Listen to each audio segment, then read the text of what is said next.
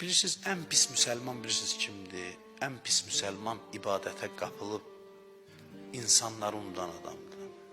Cəmaatı dindən ən çox uzaqlaşdıran insanlar bu insanlardır. Heç kimə faydası dəyməyən abidlərdir. Ən çox xoşa gəlməz xislət budur.